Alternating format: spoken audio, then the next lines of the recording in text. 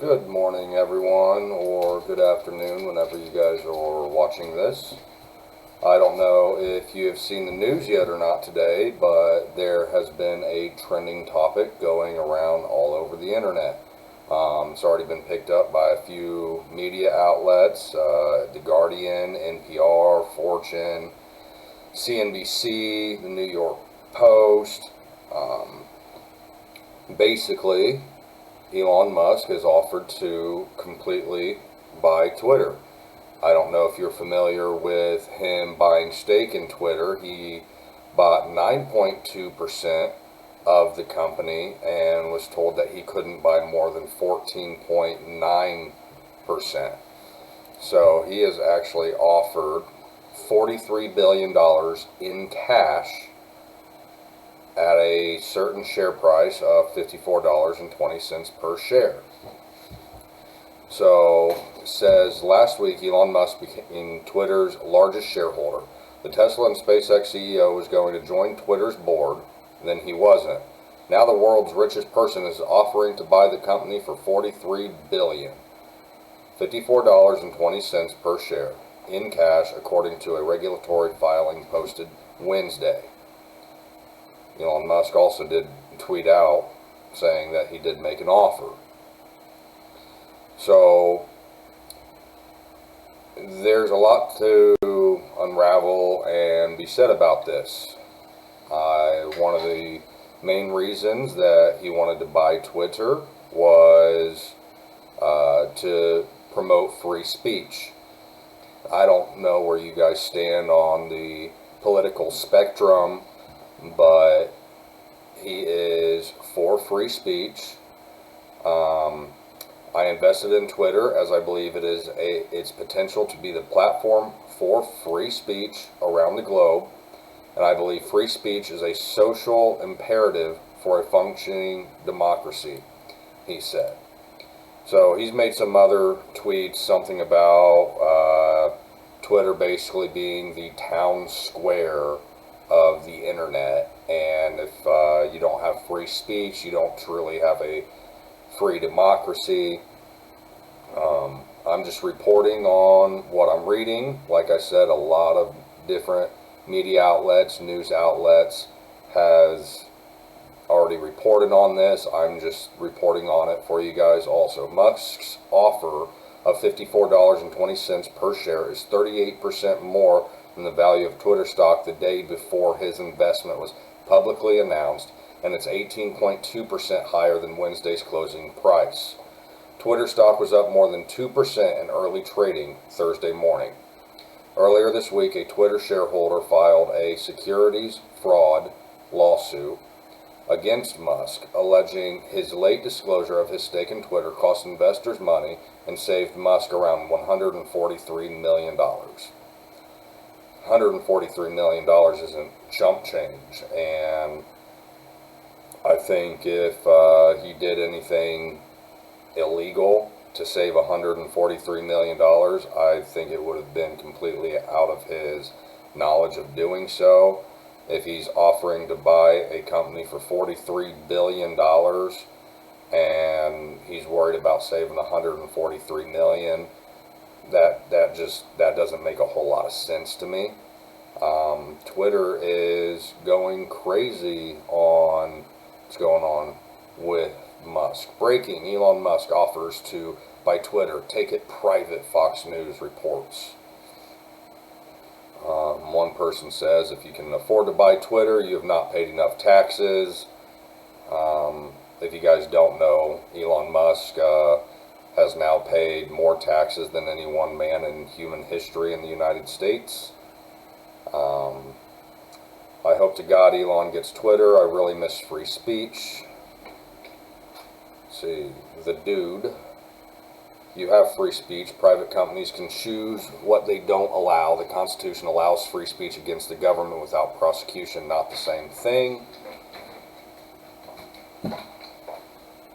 For me, it's you got to take something on Twitter with a grain of salt, especially if you are in a debate or reading stuff from anybody that doesn't use their own profile picture. they might be keyboard warriors. So that'd be awesome. We need a change, so let it be him. Alright, so Elon Musk is trying to drive the price up on the stock he just bought. So Elon Musk plans to make the company a private company if his offer is accepted for $43 billion. He's offering it at a higher price for his shareholder, or for Twitter shareholders. It's not his. But if it becomes a private company, then it's not exchanged on the S&P 500, the NASDAQ. It's a private company. So if he buys it, it won't drive stock up because there won't be any stock once it becomes a private company, not a public company, because Twitter is a publicly owned company. That's why you can get on the stock market, the stock exchange, and buy shares. So you are a percentage of an owner. So that's what it means between being a private company and a public company. Your family-owned businesses, those are private companies because they are owned by one person, maybe two people, but the local community doesn't get a say-so in how that company is ran. But once a company is public, then now you have a stake in the game where you're worried about other people's shares, and your goal as a company is to promote those shares. You're trying to increase what they have invested because they've invested in a company they believe in. If they believe in it, they expect the value of that company to rise. The value of the company rises, and the stock rises, and they've just made a good investment and got a good return. But it doesn't work that way if it's a private company. So that doesn't make sense. Alright, this is a Fox News post, though. Let's just see what other people are saying about Twitter. The Verge, Elon Musk offers to buy 100% of Twitter. There's 315 comments on it.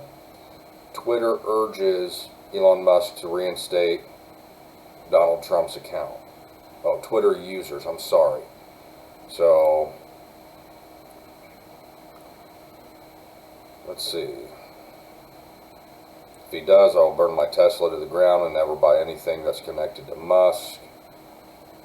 Well, then you're just out $60,000 if you burn it to the ground. If you don't want to be valued or be correlated with him in any which way or form, I would just sell it. But we've seen a lot of things happening with this stuff. So there are companies that are coming out becoming more and more political. As you've seen in the recent news, there are now protests for Disney because of grooming. The Daily Wire just, I don't know if they built or they sponsored Jeremy's Razors. There was the Carhartt company that came out. A lot of people burned their Carhartt clothing.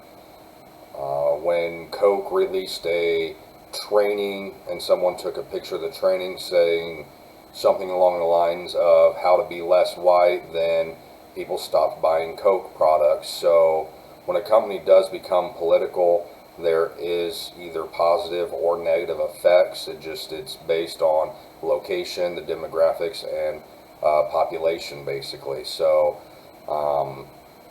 if a company comes out and says they are for bad things with children, then that's typically a bipartisan stance, and most people wouldn't like that company. If a company comes out and says, well, they're not going to serve food on Sundays. Well, if you're in more of a Democrat or a liberal area, you probably won't get as much business at that location. But if you're in more of a Republican or conservative location, you're probably double your business. So it's just hit and miss. There's a saying in business called location, location, location.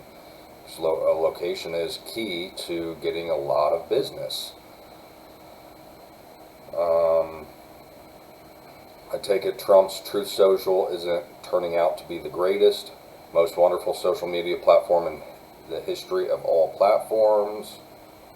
I do know Truth Social is, I believe it's only on iOS. I don't believe you can get Truth Social on Android, so you're missing about 50% of the population with that. But let me know what you guys think about this. I'm not here to sway anyone's opinions. Everyone is entitled to their own opinion. However, I am an advocate for free speech, which is why I say everyone is entitled to their own opinion. If you like the video, please give it a thumbs up. Please subscribe. Sorry for the audio. My son broke my headset, so I'm using my camera's audio, which is definitely not the greatest. But I appreciate you guys watching. I will post more videos as more news is released on this topic. And if you have any questions or comments, please leave in the comment section down below, whether you agree with me or disagree. Just put agree or disagree, and I'll heart all your comments. If you want to put why you disagree, go for it. Why you agree, go for it. But I appreciate you guys staying to the end of this video. Like I said, because you stayed to the end of this video, just in the comment section put agree or disagree, and either way I will heart every single one of your comments. Thank you guys for watching, and have a wonderful day.